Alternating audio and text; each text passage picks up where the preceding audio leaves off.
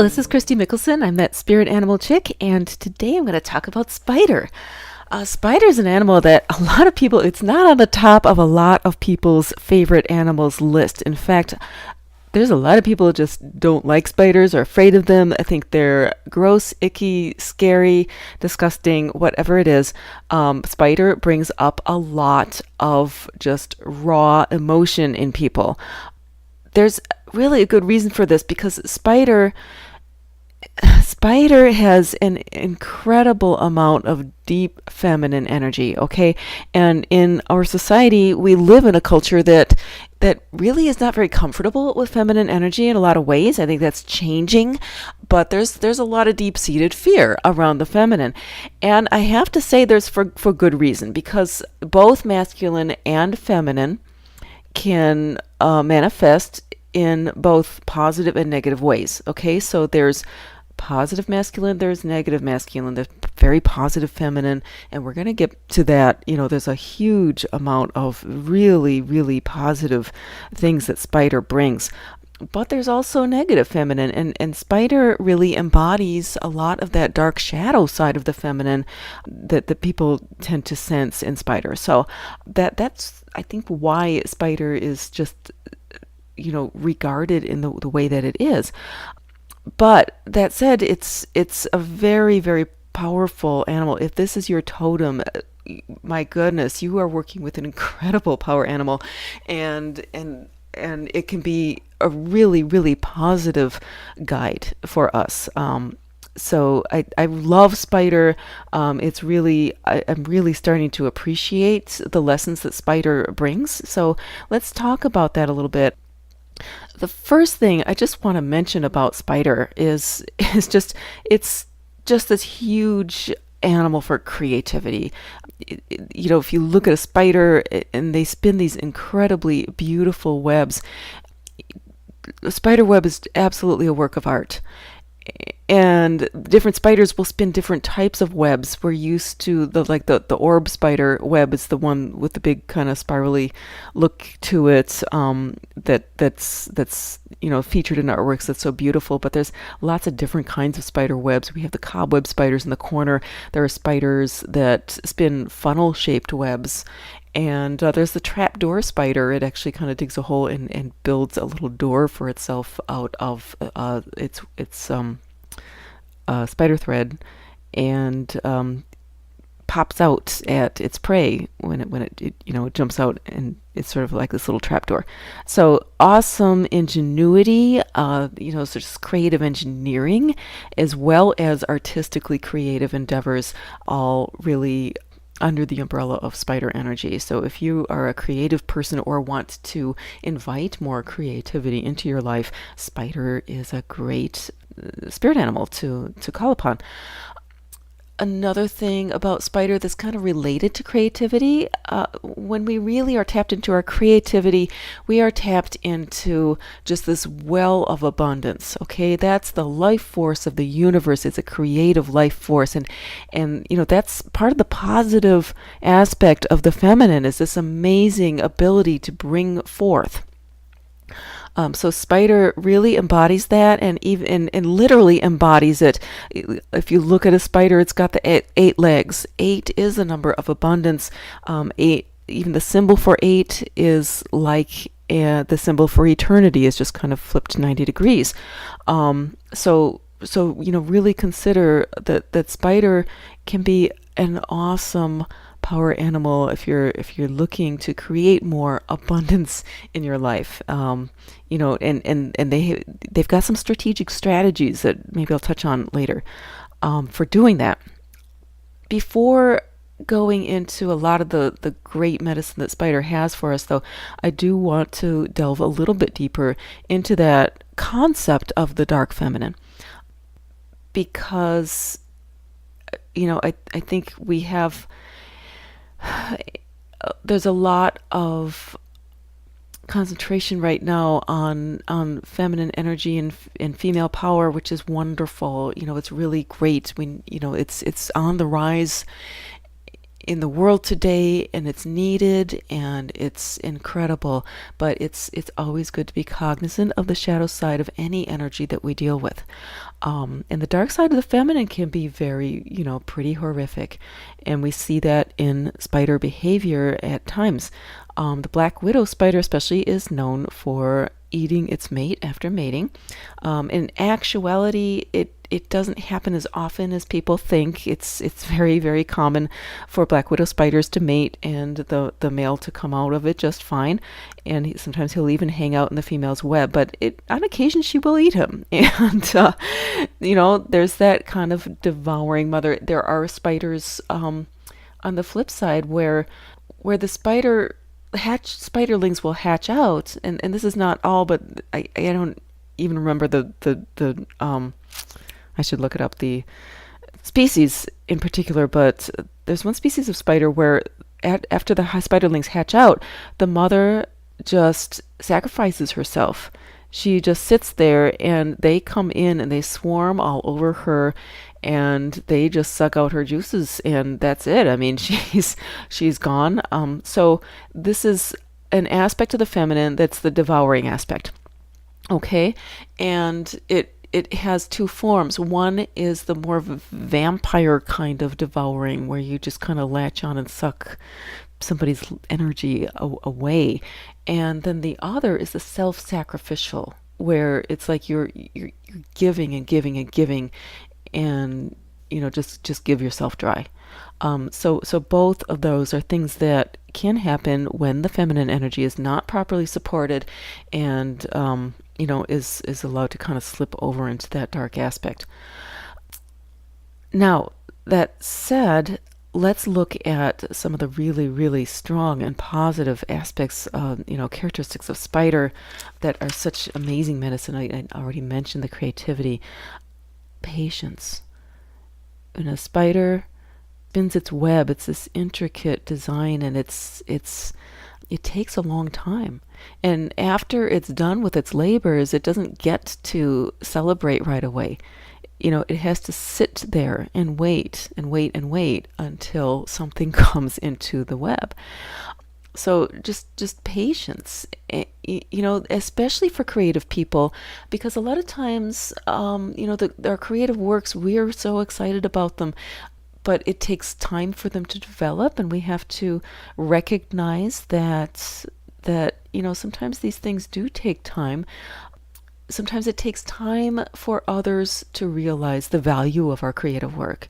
So, if that's where you're at right now, where you've created a masterpiece and nobody seems to care, just the spider can really help, just watching spider, how she works, and realize that, it doesn't mean that your work is no good. It means that just nobody's actually, happened to run into it in such a way that they're noticing yet. So, and then persistence, which is related.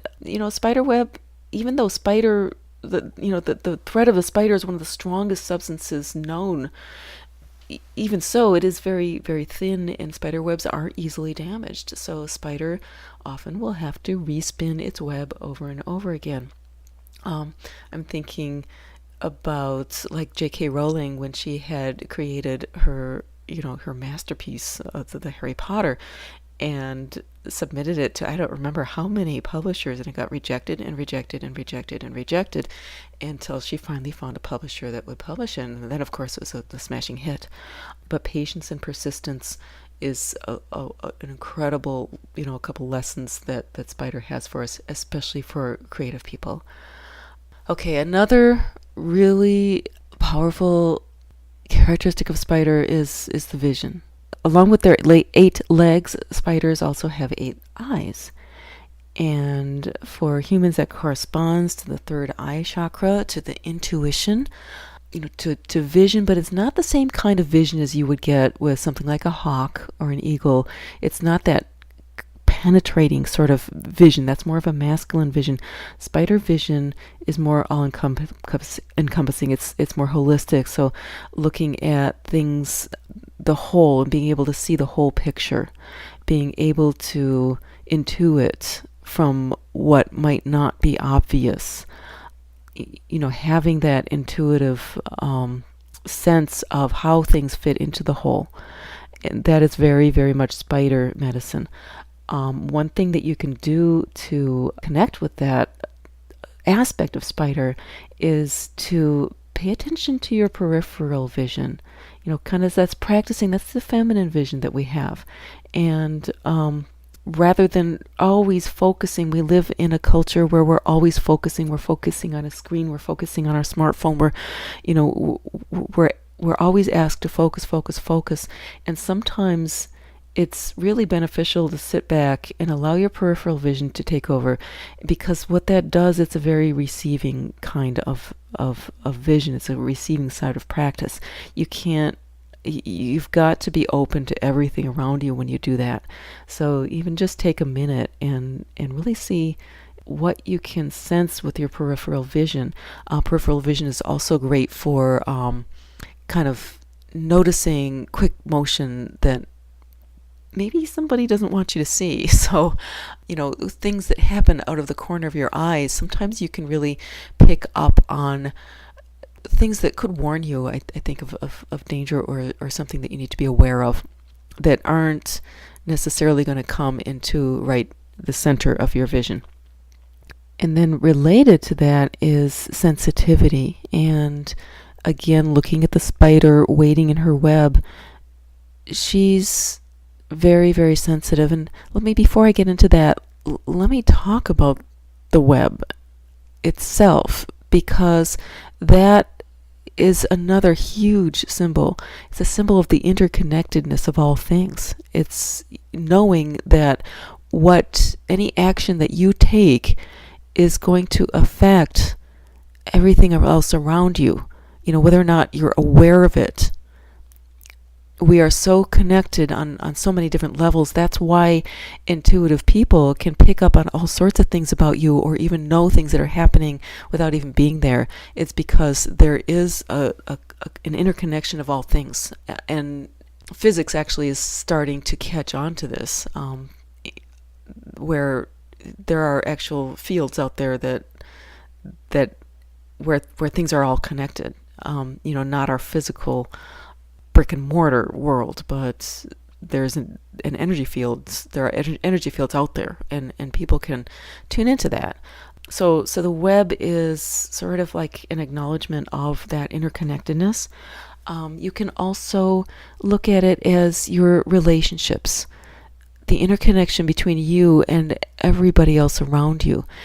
And they say there's only just, a few different connections where somebody else knows somebody else, and so on. They say it's it's insanely small, like 5 different connections between you and just about everybody else on the planet.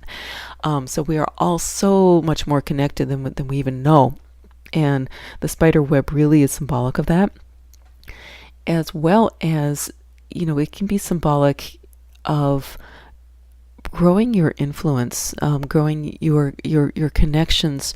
If you are wanting to, say you're a business person or something, spider comes into your life, it may be an indication of it's time to think about your network. Either you want to maybe build it, or just start paying attention to what's happening in that network. And that's where I'm going to come back to the spider sitting in the middle of the web. She is very, very sensitive to the vibrations. Okay, so this is a really, really a powerful spirit animal for deep intuition. Okay, anytime something comes close to the web or touches it or whatever, she can feel that. So really tuning into your relationships, to your network, and being sensitive to what's happening, if being sensitive to somebody's emotions, or anything like that, being very aware. So spider is a really good power animal for intuitive awareness. So I know there are so many more things about spider that could be included here, but I think I'm just going to call that enough for now, because that is a lot. But I want to say again, don't be afraid of spider, because she's a really, can be a really beneficial power animal. to have around. And I want to encourage you, if you come across spiders in real life, be kind to them.